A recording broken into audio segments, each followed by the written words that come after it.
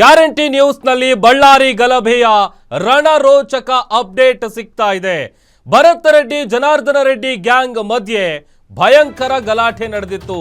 ಪೊಲೀಸರು ಒಂದು ವೇಳೆ ಎಂಟ್ರಿ ಕೊಡ್ಲಿಲ್ಲ ಅಂತ ಅಂದಿದ್ರೆ ಬಳ್ಳಾರಿ ಧ್ವಂಸನೇ ಆಗ್ಬಿಡ್ತಾ ಇತ್ತು.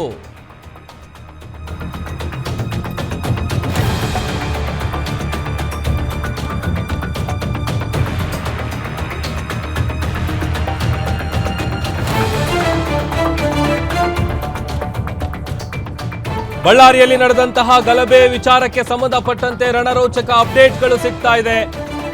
ಭಯಂಕರ ಗಲಾಟೆ ನಡೀತಾ ಇತ್ತು. ಪೊಲೀಸರು ಎಂಟ್ರಿ ಕೊಡ್ಲಿಲ್ಲ ಅಂತ ಅಂದಿದ್ರೆ ನಿಜಕ್ಕೂ ಬಳ್ಳಾರಿ ಧ್ವಂಸನೇ ಆಗ್ತಾ ಇತ್ತೋ ಏನೋ. ಪೊಲೀಸರು ಬರೋದು ಸ್ವಲ್ಪ ತಡ ಆಗಿದ್ರು ಕೂಡ ಅಲ್ಲಿ ಧ್ವಂಸ ನಡೀತಾ ಇತ್ತು.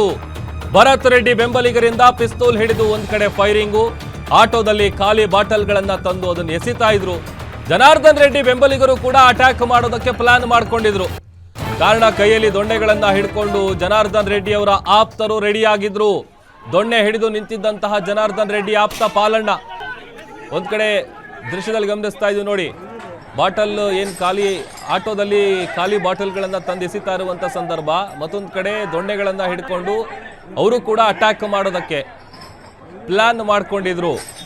ಆಮೇಲೆ ಆರಂಭದಿಂದಲೂ ಈ ಒಂದು ಬಳ್ಳಾರಿಯಲ್ಲಿ ನಡೆದಂತಹ ಗಲಾಟೆ ಏನಿದೆ ಅದು ಆಫ್ಟರ್ ಆಲ್ ಒಂದು ಬ್ಯಾನರ್ ವಿಚಾರಕ್ಕೆ ಸಂಬಂಧಪಟ್ಟಂತೆ 20/20 ಬ್ಯಾನರು, ಆ ಬ್ಯಾನರ್ ಕಟ್ಟುವ ವಿಚಾರಕ್ಕೆ ಶುರುವಾದಂತಹ ಜಗಳ ದೊಡ್ಡ ಮಟ್ಟದ ಸಂಘರ್ಷಕ್ಕೆ ಕಾರಣ ಆಯಿತು.